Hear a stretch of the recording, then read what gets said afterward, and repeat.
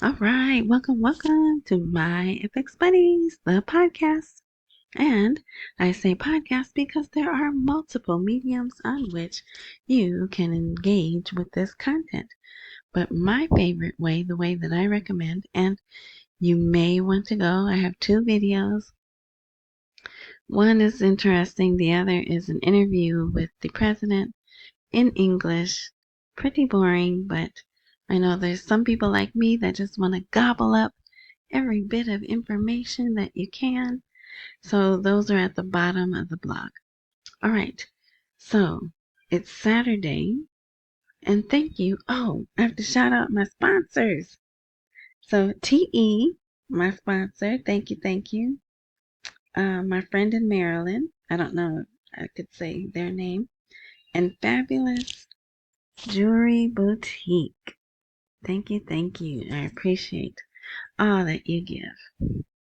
All right. And you show that you appreciate me, and that is lovely. And it makes me smile. All right, so it was Saturday. And yeah, this is early enough where this should post for Saturday, September 27th. Pretty much a boring day. Well, very exciting for Iraq, right? There's all kinds of exciting things happening for Iraq, but no rate change for us. So but and then so the title of this is the secret behind, well, this I put because I got to get you to listen somehow. But there's a lot of news on this in this episode. There's a lot of news. But this I find is the most interesting. Actually, I do find this to be the most interesting article. Oh, but let me tell you how to get to the blog. Wherever you are interacting with this content, look for a prompt of info, more, intro, description, something of that nature. If you click on that, another box will open or something, but the link to the blog, it'll either say link to my FX Buddies blog or HTTPS, my FX Buddies, blah, blah, blah, right? Click on that. You will be here at the blog, the free blog. You don't have to put your email in, and I'm not selling anything. And you'll be right there to where all these articles are. And the videos there also. Um, anyway. All right. So, yes, thank you, thank you. So go on and hit the like button right now, would ya? I'd appreciate it. I think you'll like this. That must be here in America. They're showing a demonstration, but those look like Americans. Either America or the UK. Anyway, all right. So, I put that title there, The Secret Behind Iraq's 6 a.m. oil clock explained. And I did why would they do it at 6 a.m. on a Saturday? Because Saturday isn't even a business day for them, right? Sunday is their first day back to business. Well, I say that it is because that's when the stock market opens back up, and that's the first day of school for the kiddies. So that's why I consider Sunday their first day of business. All right. So, but that's the actual title. Why was 6 o'clock? We're going to go with AM set for Kurdistan oil exports. And there's two main reasons. One, the official time of global markets. Let's see. According to Kewan Hassan, that's funny. It rhymes. Don't you think that's funny? Okay, but I'm trying to be an adult here, and I'm not going to laugh. The oil market, especially for futures and contracts on exchanges such as NYMEX and, I'm not going to say that word. Let's see. Frozen water that you put in drinks. Little chunks of frozen water that you put in drinks. Okay? Have a common timing system for all transactions. These transactions often start at a certain time which is set at 6 a.m. New York, London time. How can that be the same? 6 a.m. New York and London is different times. Whatever. To ensure consistency and balance in the market, this integration helps markets work smoothly around the world. And the second reason, harmonization of electronic systems and banks. The technology consultant added that as oil transactions are conducted electronically and systematically, there's a need for a consistent timeline for global companies. At that point, computerized systems and banks begin executing sell and buy orders simultaneously, guaranteeing that all parties operate on the same timing level and that the overall market impact is evenly distributed to all. This system integration is important to reduce complexity and ensure speed and accuracy in large oil transactions. So I thought this was interesting. Number one, because you see that computerized systems, those are bots. Those are bots that do training. They can't put anything past me. But yeah, so I wanted to point that out. And banks. So maybe the banks still have humans that trade. But anyway, now I know this is oil, but might this be a time that we can expect the rate change? I don't know. That was something that came to my mind when I saw that. It's coordinated harmonization, right? So I thought that was interesting. And I did wonder, well, why did they choose that time? It was such an odd time, 6 a.m., right? And there's my answer. Look at all that empty space. Oh, something's missing. So hold on, I'll be right back. Whoops. All right. Now, there we go. Look at that. All right. So then we're just going to run through these, basically go through these headlines because it's, like I said, it's good for them. There's some that we'll go deeper into, but so Sadani calls the Kurdistan leaders and thanks them for the historic oil agreement. So this was in both the news, Baghdad and Kurdistan. They had the conversation over the phone, but some of the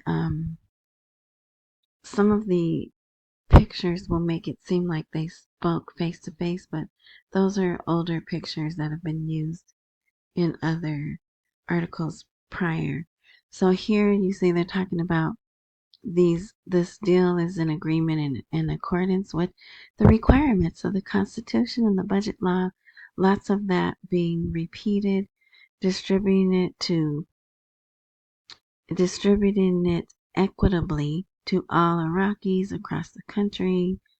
It's bringing about a qualitative shift in the Iraqi economy, right? Pretty much all of that. Now, this is a little interesting. Like this is a picture.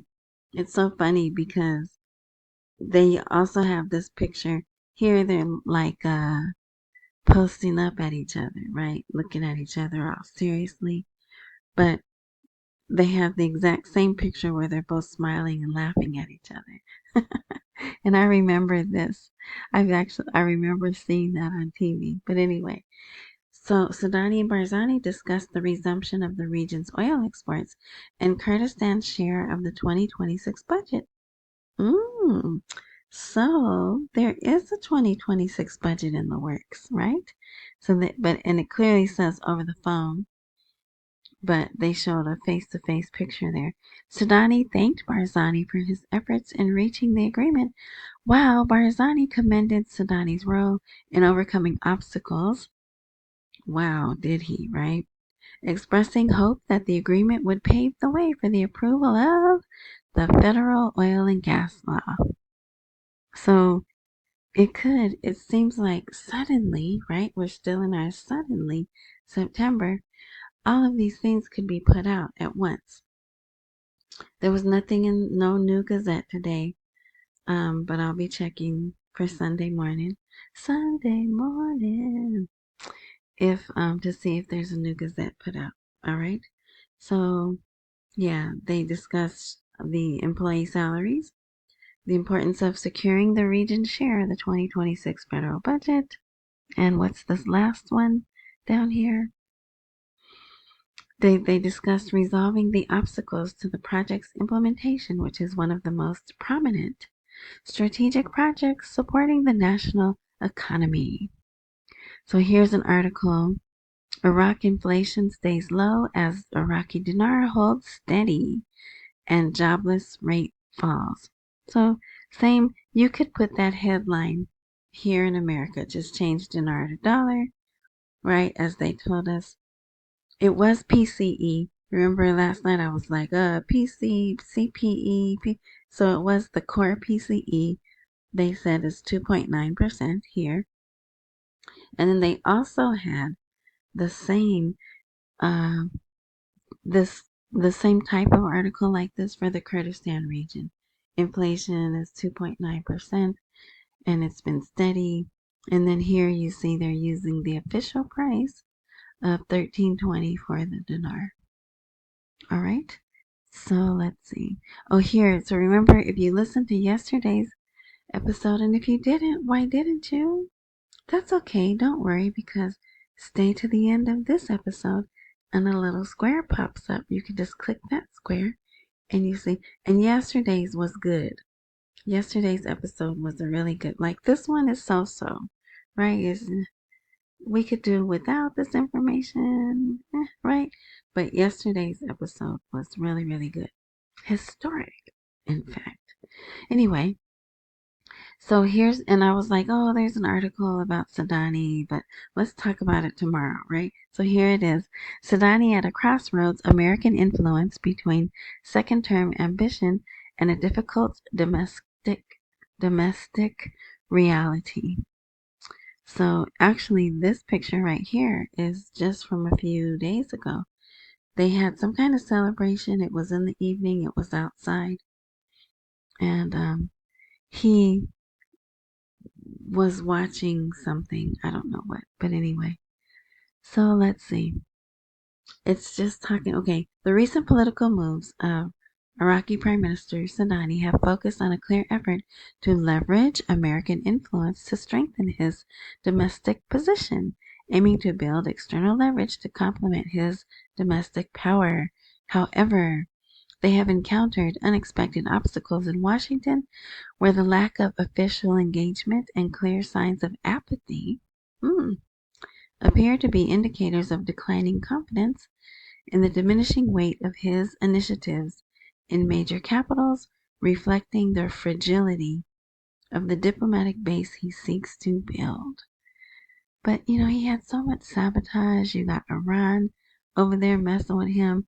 Oh, we're going to have a Maliki article. Of course, how can you not, right? Encouraging investment climate and maximizing state revenues. Mandelawi, who is the first deputy House Speaker, he praises the Baghdad herbal and oil agreement. And there's really no new details here. All right, let's see. Here, so now we're getting into, okay, the oil's flowing. Why aren't you paying the Kurd salaries? And this is, however you say his name, he's the minister of oil in Baghdad.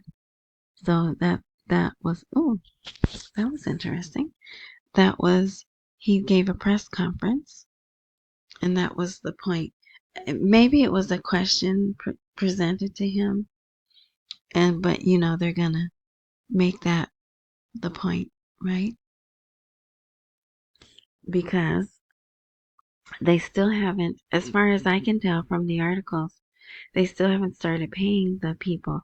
The money's been sent, but supposedly tomorrow the first people that get paid should be able to access their funds, but we'll see. State Department. we helped to reach an agreement between Erbil and Baghdad. I think that's so funny. Of course, we have to get in there and take credit, right? But we did, though. I mean, remember, they came here, the Kurds came here, then we had that delegation, that energy delegation, right? That went there. And then the charge d'affaires guy, he's there. So, a lot of that oil money is coming to us. I mean, literally, it's going to the Federal Reserve, right? But the international oil companies, a few of our companies are in those. So, yeah. So, in engaging with the Iraqi government, we support those who share our risks and priorities. And the person speaking here, I believe, is Tammy Bruce. Let's see. On Saturday, September 27th, spokesman Tammy Bruce. Yes. And they even showed it. They showed her on TV speaking. All right. So here, after the oil agreement was activated, Baghdad announced its first step toward Kurdistan's oil. It says the oil agreement with the region entered into force today. The Ministry of Oil is keen to increase production from the Kurdistan region's fields. I bet they are, because they need money, money. And then look at here. This says they're going to do, between them, their barrels of oil is going to be priced at $65. But a fee of $16 will be paid for each barrel produced. So they'll keep, right? They'll keep between 65 and 16, according to the First Amendment to the budget law. All companies have signed this agreement, making it binding on all foreign companies that have signed. Right here, they're saying the oil reached Turkey. From Turkey, it goes to all over the world, basically, the Mediterranean. And then the other side. What's the other side? I don't know, because geography is not my strong suit. So here's the article saying that the 7th month salary will be sent tomorrow. So that's Sunday. Then the 8th month salary will come directly. And what does that mean? That's probably 2 weeks, right? But they are guaranteeing that they will abide by the Constitution. Okay, this was another big event they had today, but I believe it was overshadowed by the oil. But they did show it on TV. Sudani gave a speech. In fact, I think that's him in this picture. Yeah, it's just so you see how big that screen is? And look how tiny he is, right? Wow. So this was the one they revealed $450 billion in investment opportunities, pledging to diversify Iraq's economy and draw in global partners. So yes, very big deal, but didn't get much on the airways because they were talking about the oil. The government has achieved significant accomplishments in less than 3 years. So this is Sudani saying, look what I did. Look at all this stuff I did. So I need you to vote for me so I can finish the rest of what I want to do. And he affirmed that on Saturday. So after that investment thing, he went and had a meeting with sheiks, and dignitaries of the tribes of the northern Baghdad regions. So you can read that if you'd like. He just, pretty much said, hey, look at all this stuff we've done. We have other stuff to do despite the unnatural circumstances and events that the region has experienced. It dealt with them, the government dealt with them wisely and responsibly and prioritized the interests of Iraq and its people. The country is today on the right track and we have a clear vision for management and facing challenges. See, then he talks about electoral entitlement. So yeah. And they are claiming that even today, they're claiming that the elections are on time. Some of the voting cards went out today. So, yeah. All right, here's my one commercial. If you'd like to support my FX buddies, these are the ways and the only ways that you can. When this is a live blog, the Buy Me a Coffee link will be live. Cash App is always live and PayPal as well. And I go by $ Tish Wash, T as in Tom, I, S as in Sam, H, WASH. Same for PayPal minus the $. Big or small, I appreciate it all. And I thank you in advance for your generosity. Ding!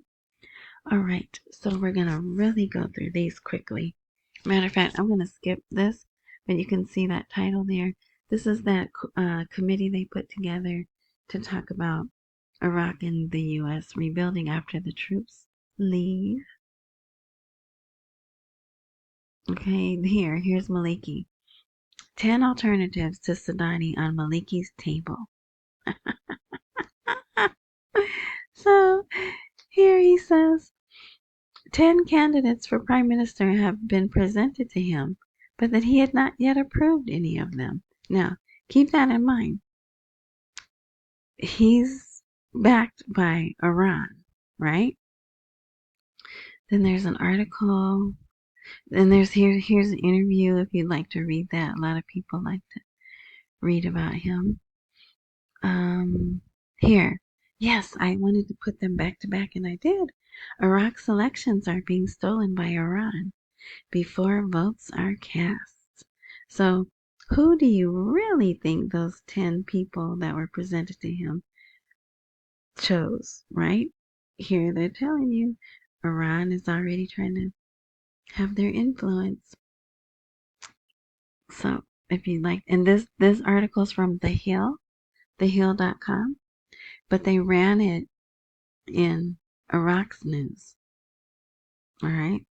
So here they're running an article written presumably, by an American. It could be an Iraqi that's here working for Washington, but The Hill is an American publication saying how Iran is going to interfere with the Iraqi election, and they put it in the news for the Iraqi citizens to read. Oh, that's crazy. Talk about chaotic, messy, and everything else, right? Okay, here's an article about digitization. An economic expert says digitization procedures will facilitate investment and reduce corruption and suspicion. Yeah, good luck with that. All right, but with that, here and hours before UN sanctions on the neighbor, Iraq's neighbor, right, take effect, Iraq faces serious economic repercussions. So, if you'd like to read this, more crippling sanctions being put on them, which is going to affect Iraq. And here they really focus on the electricity, but here the banking system is under scrutiny. Whoever this guy is, Al Mohsen, believes that Iran will seek refuge. I just said it. Anyway, in the Iraqi financial system to obtain dollars through exchange companies and informal trade. So that's the black market. So they officially, I believe today, these sanctions went into effect, but they knew they were coming last week, right? So I'm thinking if the parallel market rate,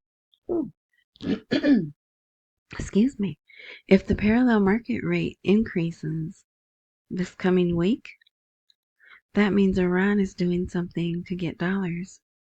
So the very action that we want to stop, we're not stopping, right? So I think that would be one way to monitor that. But yes, if you want to read that article, it's there for you. And I thought this was interesting. U.S. transfers military equipment from Qatar to northern Iraq. What the heck do we have military equipment in Qatar for? I don't know. But the base saw unprecedented American air activity on Saturday, with multiple aircraft landing in it throughout the day. So they're moving. That I'm not worried about that. It surprised me that we had stuff in Qatar, and well, not anymore, right? We had stuff there. All right, so this is interesting. You might want to read this, or not read. Excuse me. This is the first video, so we're almost done. Yeah. Well, I can't play it anyway, but so look at all these. Well, okay, for those who aren't looking, TradeX, which I don't even know what that is, launch interview, QI, which is those cards, right? The cards, the debit cards in Iraq, and TradeX, CCO on cross-border marketplace. But look who else is involved here. The UAE. $1 billion in foreign investment. This platform is designed to enhance international trade by providing businesses with a seamless ecosystem covering compliance. Guess who's doing the compliance? Should I tell you or should I make you watch it? Financing, logistics, and payments. Starting with the UAE-Iraq trade corridor, TradeX aims to expand globally, leveraging Dubai's position as the leading hub for digital trade. All right. Oversight provided by K2 Integrity. So K2 Integrity is also doing what? The banking reforms, right? Yeah. So, but if you listen, it's like a 2 minute. Let me see, 2 minute 37, 2 minute 29-second video. He explains Dubai and Iraq. I guess Dubai doesn't have access digitally to some places, but through partnering with Iraq, they will get that. So he explains all of that. And it is in English.